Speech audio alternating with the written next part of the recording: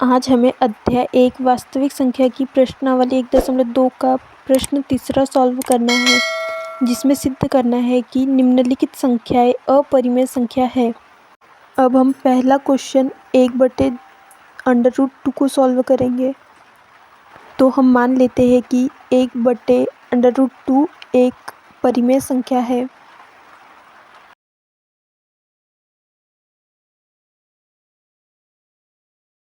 एक बटे √2 यदि परिमेय संख्या है तो वह p/q के रूप में लिखी जा सकती है, जहाँ q बराबर 0 नहीं हो सकता तथा p व q एक पूर्णांक है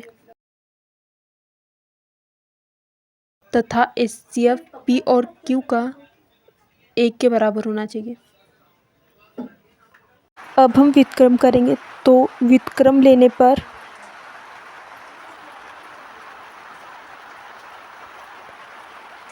अगर हम 1/2 का व्युत्क्रम करेंगे तो √2/1 आएगा और p/q का q/p आएगा। तो इसे हम √2 बराबर q/p भी लिख सकते हैं। जैसा कि हम जानते हैं कि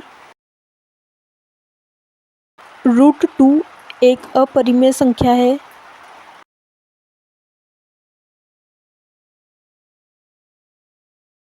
तथा q/p एक परिमेय संख्या है।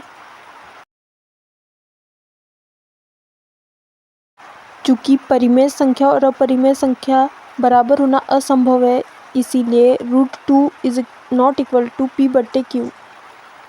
इसीलिए 1/√2 एक अपरिमेय संख्या है।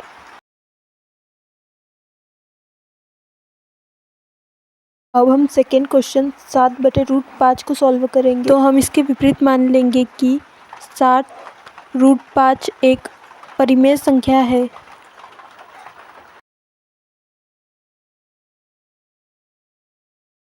अगर 7√5 एक परिमेय संख्या है तो वह p/q के रूप में लिखी जा सकती है, जहाँ q बराबर 0 नहीं हो सकता तथा p व q एक पूर्णांक है तथा p व q का HCF 1 के बराबर है।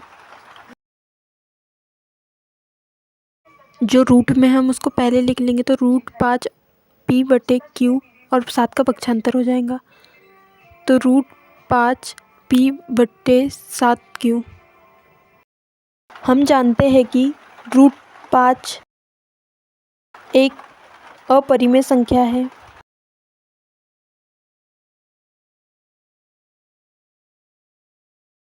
तथा p/7q एक परिमेय संख्या है।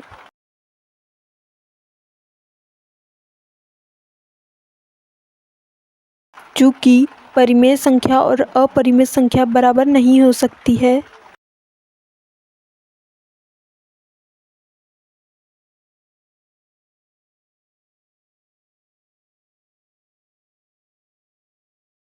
इसीलिए 7√5 एक अपरिमेय संख्या है।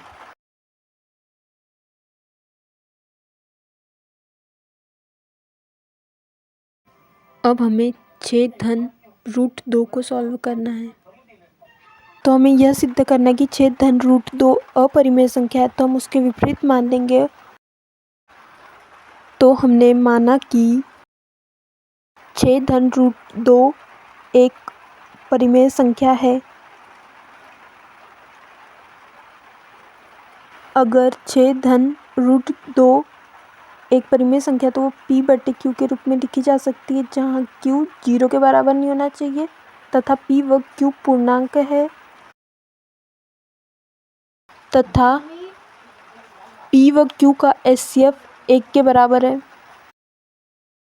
अब जो रूट में है हम उसको पहले लिख लेते हैं और बाकी सबका पक्षांतर कर देते हैं। तो √2 बराबर p/q, 6 धन में तो माइनस में हो जाएगा, तो 6।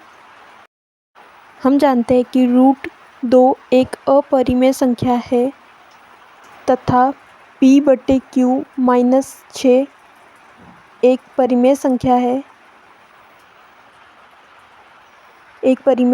है। चूँकि परिमेय संख्या और अपरिमेय संख्या बराबर होना असंभव है,